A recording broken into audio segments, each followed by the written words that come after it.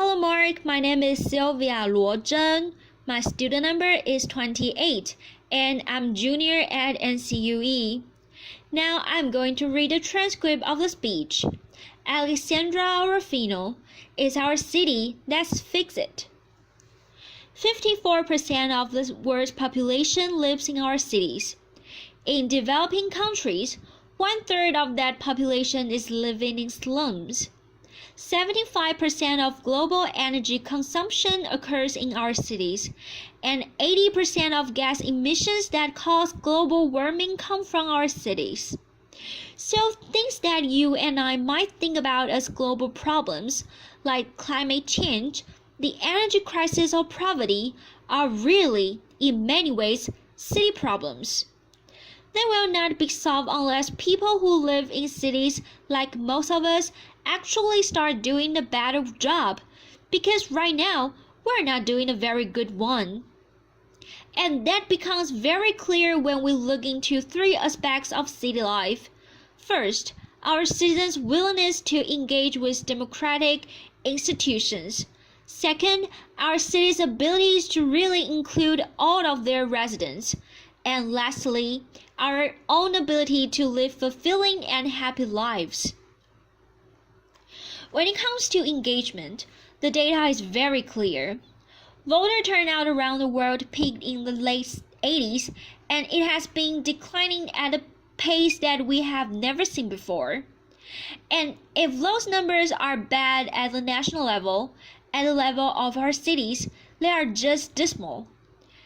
In the last 2 years, two of the world's most consolidated, oldest democracies, the US and France, held nationwide municipal elections.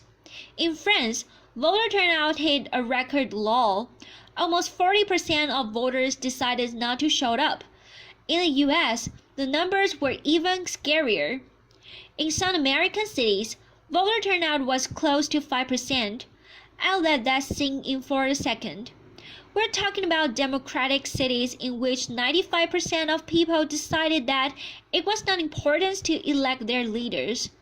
The city of LA, a city of 4 million people, elected its mayor with just a bit over 200,000 votes. That was the lowest turnout the city has seen in 100 years. Right here, in my city of Rio, in spite of mandatory voting, almost 30% of the voting population chose to either annul their votes or stay home and pay the fine in the last mayoral elections. When it comes to inclusiveness, our cities are not the best cases of success either, and again, you don't need to look very far in order to find proof of that. The city of Rio is incredibly unequal. This is Leblon. Leblon is the city's richest neighborhood. And this is Capleto Elmont. This is where over 70,000 of the city's poorest residents live. Leblon has an HDI, a Human Development Index, of 0.967, that is higher than Norway, Switzerland, or Sweden. Complexo do Elmont has an HDI of 0.711. It sits somewhere in between the HDI of Algeria and Gabon. So Rio, like so many cities across the global south, is a place where you can go from northern Europe to sub-Saharan Africa in the space of 30 minutes. If you drive, that is, if you take public transit, it's about 2 hours. And lastly, perhaps most importantly, cities with the incredible wealth of relations that they enable could be the ideal places for human happiness to flourish. We like being around people. We're social animals. Instead, countries where urbanization has already peaked seems to be the very countries in which cities have stopped making us happy. The United States population has suffered from a general decrease in happiness for the past 3 decades, and the main reason is this. The American way of building cities has caused good quality public spaces to virtually disappear in many African cities, and as a result, they have seen a decline of relations of the things that make us happy. Many studies show an increase in solitude and a decrease in solidarity, honesty, and social and civic participation. So, how do we start building cities that make us care? Cities that value their most important asset, the incredible diversity of people who live in them, cities that make us happy.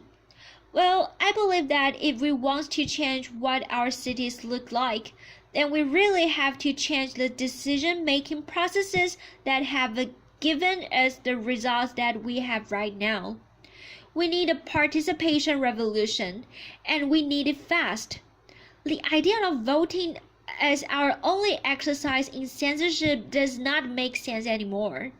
People are tired of only being treated as empowered individuals every few years when it's time to delegate that power to someone else.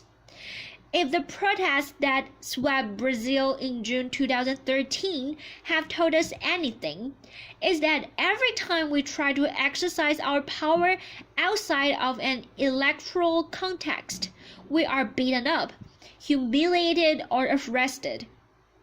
And this needs to change, because when it does, not only will people re-engage with the structures of representation, but also complement these structures with direct, effective, and collective decision-making.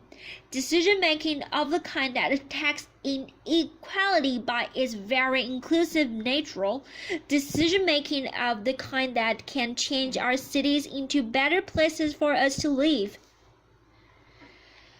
But there is a catch, obviously.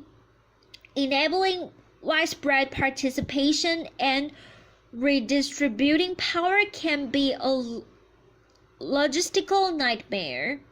And there's where technology can play an incredibly helpful role by making it easier for people to organize, communicate, and make decisions without having to be in the same room at the same time.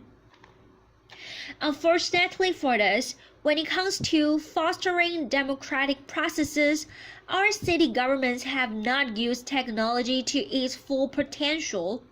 So far, most city governments have been effective at using tech to turn citizens into human censors who serve authorities with data on the city. Potholes, fallen trees, or broken limbs. They have also, to a lesser extent, invited people to participate in improving the outcome of decisions that were already made for them. Just like my mom when I was 8, and she told me that I had a choice. I have to be in bed by 8 p.m., but I could choose my pink pajamas or my blue pajamas. That's not participation, and in fact, governments have not been very good at using technology to enable participation on what matters. The way we allocate our budget, the way we occupy our land, and the way we manage our natural resources. Those are the kinds of decisions that can actually impact global problems that manifest themselves in our cities. The good news is, and I do have good news to share with you, we don't need to wait for governments to do this. I have reason to believe that it's possible for citizens to build their own structures of participation. 3 years ago, I co-founded an organization called Mill Hill, and we make it easier for people in the city of Rio to organize around causes and places that they cared about in their own city, and have an impact on those causes and places every day. In this past 3 years, Mill Hill grew to a network of 160,000 citizens of Rio. About 40% of those members are young people aged 20 to 29. This is 1 in every 15 young people of that age in Rio today. Amongst our members is the adorable little girl Bia to your right.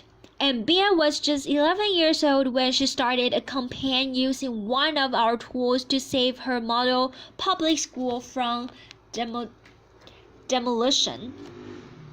Her school actually ranks among the best public schools in the country, and it was going to be demolished by the Rio de Janeiro state governments to build, I kid you not, a parking lot for the World Cup right before the event happened. Bia started a campaign, and we even watched her school 24/7 through webcam monitoring, and many months afterwards, the governments changed their mind. Bia's school stayed in place. There's also Jovita. She's an amazing woman whose daughter went missing about 10 years ago, and since then, she has been looking for her daughter. In that process, she found out that first, she was not alone. In the last year alone, 2013, 6,000 people disappeared in the state of Rio. But she also found out that in spite of that, Rio has no centralized intelligence system for solving missing person cases. In other Brazilian cities, those systems have helped solve up to 80% of missing persons cases. She started a campaign, and after the Secretary of Security got 16,000 emails from people asking him to do this, he responded and started to build a police unit specializing in those cases. It was open to the public at the end of last month, and Jovita was there giving interviews and being very fancy. And then there's Leonardo. Leonardo is an amazing guy in the slum in Rio, and he created a recycling project in the slum. At the end of last year, December 16th, he received an eviction order by the Rio de Janeiro state government, giving him 2 weeks to leave the space that he had been using for 2 years. The plan was to hand it over to a developer who plans to turn it into a construction site. Leonardo started a campaign using one of our tools, the pressure cooker, the same one that Bia and Jovita used, and the state governments changed their mind before Christmas Eve. These stories make me happy, but not just because they have happy endings. They make me happy because they are happy beginnings. The teacher and parents community at Bia School is looking for other ways they could improve that space even further. Leonardo has ambitious plans to take his model to other low-income communities in Rio, and Jovita is volunteering at the police units that she helped created. Bia, Jovita, and Leonardo are living examples of something that citizens and city governments around the world need to know. We are ready. As citizens, we are ready to decide on our common destinies because we know that the way we distribute power says a lot about how we actually value everyone, and because we know that enabling and participating in local politics is a sign that we truly cared about our relations to one another, and we are ready to do this in cities around the world right now. With our cities network, the Mill Hill team hopes to share what we have learned with other people who want to create similar initiatives in their own cities. We have already started doing it in São Paulo with incredible results, and wants to take it to cities around the world through the network of citizen-centric organizations that can inspire us, challenge us, and remind us to demand real participation in our city lives.